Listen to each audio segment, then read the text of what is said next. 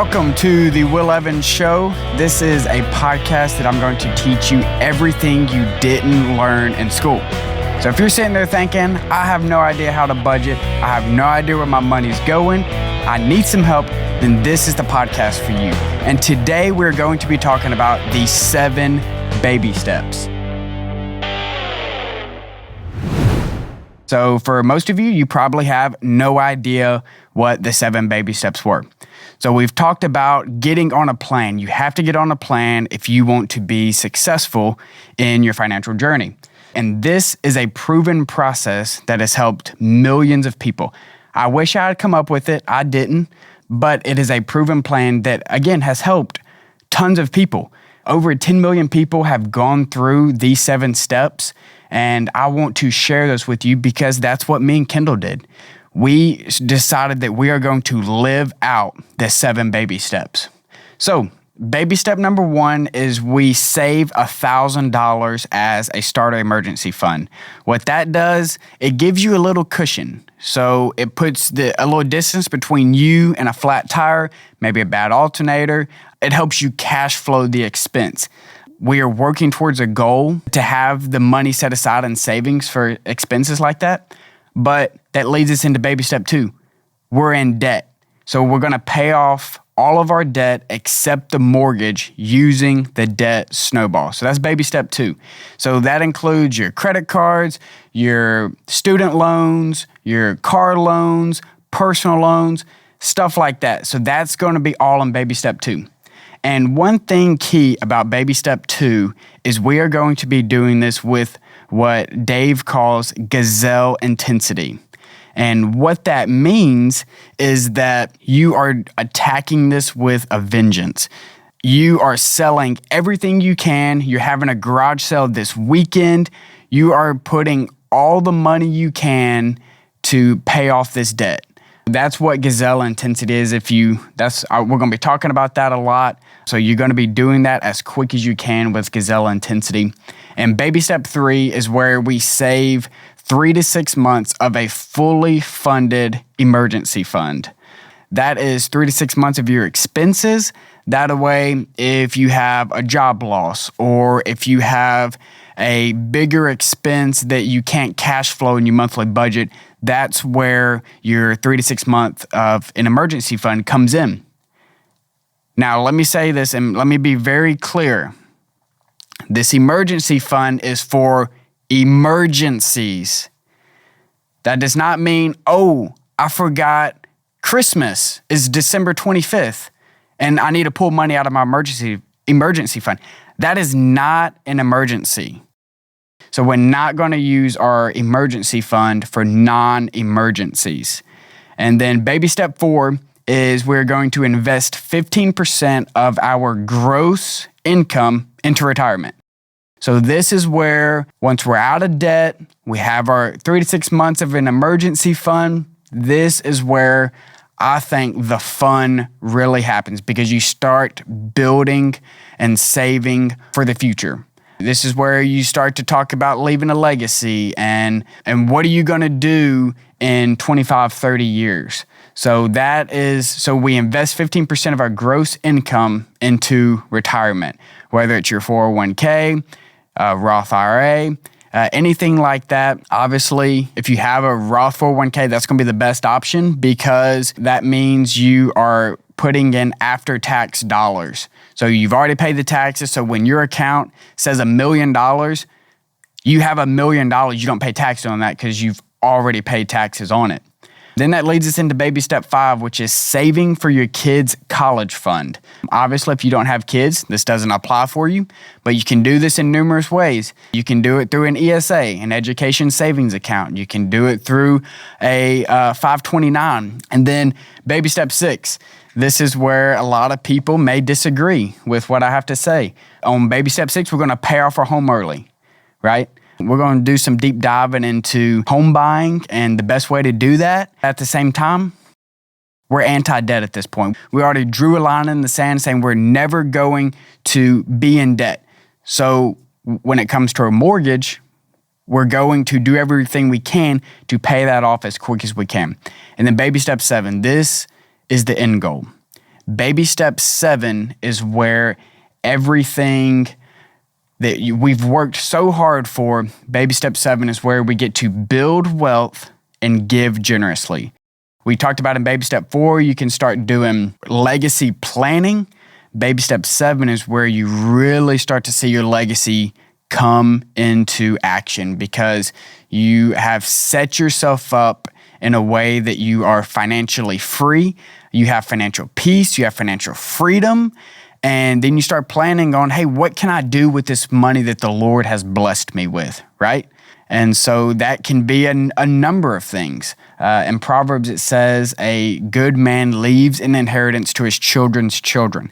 And not that you can't leave an inheritance other than money, but I do believe that in Proverbs, that's what it's talking about as well, is money. I want to leave money to my children's children.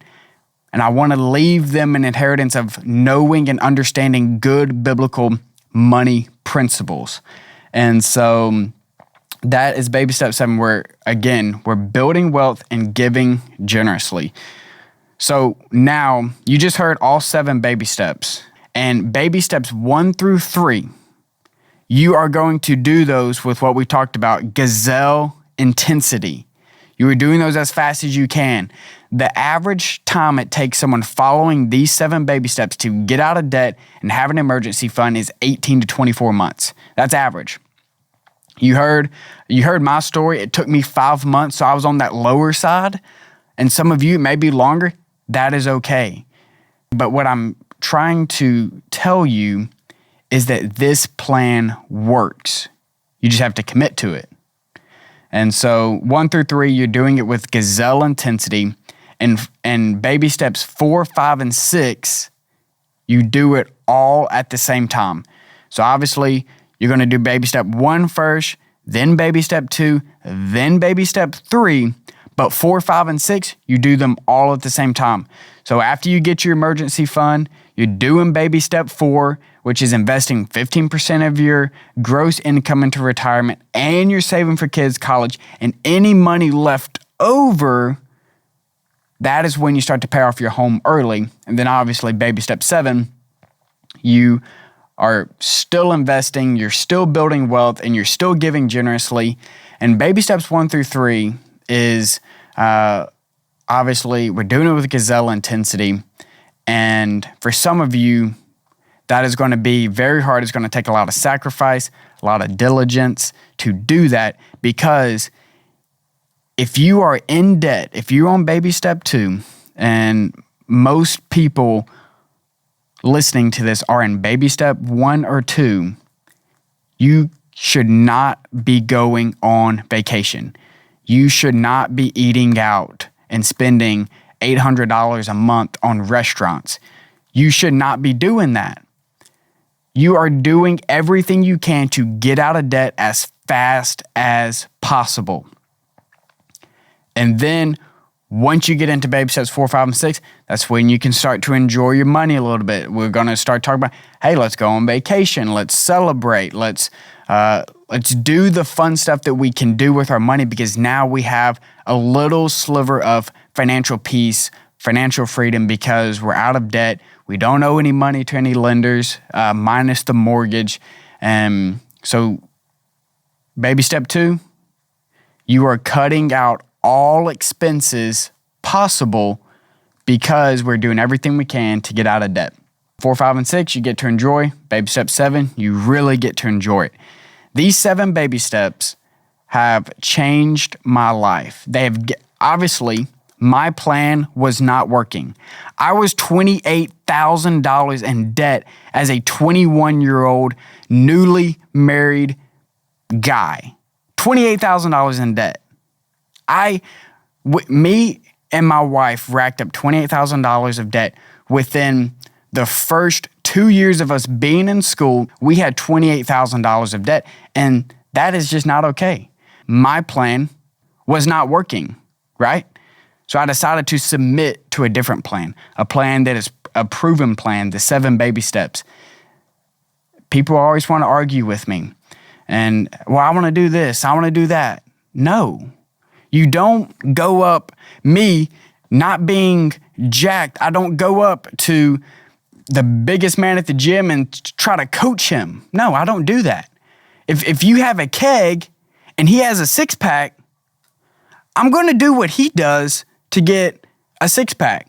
That's what I'm doing. I'm learning from someone that has done it and has a proven track record of being fit and living a healthy lifestyle and being in the gym.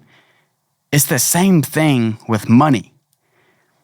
If you are in debt, your plan is not working. You have to submit to someone else's plan. And again, I didn't come up with these 7 baby steps. I'm in the trenches with you doing these 7 baby steps. I paid off my debt. I paid off $28,000 in 5 months. I saved a 3 to 6 fully funded emergency fund. I'm now starting to invest 15% of my gross income into retirement and don't have any kids, don't have a house yet either, but I'm setting money aside to have a strong down payment. That is what I'm doing, and it's all because of these 7 baby steps. I've followed this proven plan. You're listening to The Will Evans Show.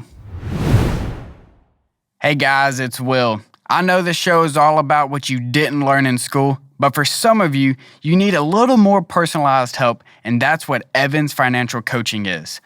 I specialize in helping people pay off debt and build wealth. If this is you, I've put my contact info in the show notes. So please reach out. I'm here to help you. Evans Financial Coaching, creating paths to financial freedom. Welcome back to the Will Evans Show. Yes, I want you to leave a 5-star review. It will make my day. It will make Ben's day. It will make everybody's day. If you don't want to leave a 5-star review, please just go to the next podcast. We don't want any 1-star reviews. If you don't have anything nice to say, just go on to the next podcast and leave your 1-star reviews there. I'm just kidding. In all seriousness, I want you to help this show out. And one of the things you can do is you can subscribe, you can like it. However you're watching or viewing this or listening to it, I want you to like, subscribe, do all the stuff. Y'all know what to do. Also, one of the biggest things you can do to help us out is to tell somebody about it. If this podcast if you're learning something, if you think that is of value to you, tell somebody about it. Whether it's a coworker, family member, hit the share button. So many buttons that you can hit with podcasts nowadays. Send it to someone. So it'd be greatly appreciated. And so our scripture of the day is Proverbs 3:5-6, which is trust in the Lord with all your heart and lean not on your own understanding. In all your ways submit to him and he will make your paths straight. I love that verse. I love Proverbs. I actually read through Proverbs every month. If it's July 1, I read chapter 1 of Proverbs. If it's the second day of the month, I'm going to read Proverbs 2. And I've been doing that for about eight or 9 months now. The reason is because there's so much wisdom and truth, like Proverbs 3:5-6. Trust in the Lord with all your heart and lean not on your own understanding. In all your ways, submit to him and he will make your path straight. I can never get enough of Proverbs. Hot take coming. I was debating whether or not to even bring this up, but I had to. So, I'm obviously a financial coach. I love helping people get out of debt. I love helping people win with money. I love that. It's a passion of mine. And most of the time, I don't really get anything out of it. I love just sitting and meeting with people. I meet with 8 or 9 people every month, whether we're doing budgeting, we're just talking about money questions, looking at investments. I don't sell investments. I'm not in that world, but we do talk about that in a lot of my coaching sessions. There's nothing wrong with asking for help. And I think in our culture, we've gone away from that, is that we're almost afraid to ask for help because we don't know what people will think about us, right? And it's the same thing. Like if I'm dealing with something, I want to seek counsel in whatever that way is. And for you, it may be you need financial coaching. This is the biggest question I get when I tell people that I'm a financial coach. They say, well, how are you charging people and they're broke? or they're poor. That's what it is when they say poor. We in America are not poor. We're broke. Two separate things. Poor is the third world countries that they're living on actual pennies, right? In America, we have plenty of it's the land of opportunity. We have millions of jobs that right now that are open, waiting for people to come into work. People are dying for people to come to work. The land of opportunity. But yet we are broke. We're not poor. We as Americans, the majority of us, are bad with money. And so, so I get that question all the time. And here's what I say to them. Look, you got some people, they're going out and they're spending $60 to $80 a weekend on drinking at the bar with their friends. You got people, there's a new shoe drop coming out and they're willing to spend $150, $200 on some new shoes. And here's what I really love, the CrossFit bros. Look, I did CrossFit. I played baseball in high school, and we did CrossFit. CrossFit was not for me. And actually, I have a good buddy of mine. He actually does CrossFit, and he looks a lot better than I do. And I admire the CrossFit bros. But one reason I admire the CrossFit bros is because they are very disciplined in their workouts. They're going all the time. And here's the crazy part about CrossFit bros. When I was looking them up, they are spending $100 to $250 a month for their CrossFit membership. And I'm thinking, if people are willing to spend $250 on the gym, they should be willing to spend half of that on financial coaching. Your future self will thank you for getting help now. Obviously, this is a show where you are learning everything you didn't learn in school, right? You don't know how to budget. You don't know how to save money. You don't know where your money's going. You're in debt. You have a bunch of student loans. You have car loans. You have all that because nobody told you the right way to do anything. I'm not saying you have to come to me. I'm not doing this as a way to make money because I'm in the business of helping people. But I'm just throwing it out there that you listening to this show is the best thing that you can do financially for your future self because we're learning practical tips on how to win with our money and especially winning with our money from a biblical lens. So yes, if that is you, I would love to hear from you. Let's set up a meeting. You can do that a couple ways. You can DM me on Instagram. You can send me an email. And I'll put all these in the show notes, but my Instagram is I am Will Evans. That's I'm Will Evans on Instagram. And the email is ask@evans-fc.com. And I'm going to link all this in the show notes. But I want you, if you have any other question, you just want to ask me a question, send it to me on DM. I'm not in this to make money. So I want to hear from you. If you need any help, if you have any questions, feel free to reach out to me. Again, I keep saying this, but I'm in the business of helping people. I'm in the business of helping people win with their money. And so, but for some of you, you need a little more one-on-one help. And that's where what I was just talking about, financial coaching, that's where that comes into play.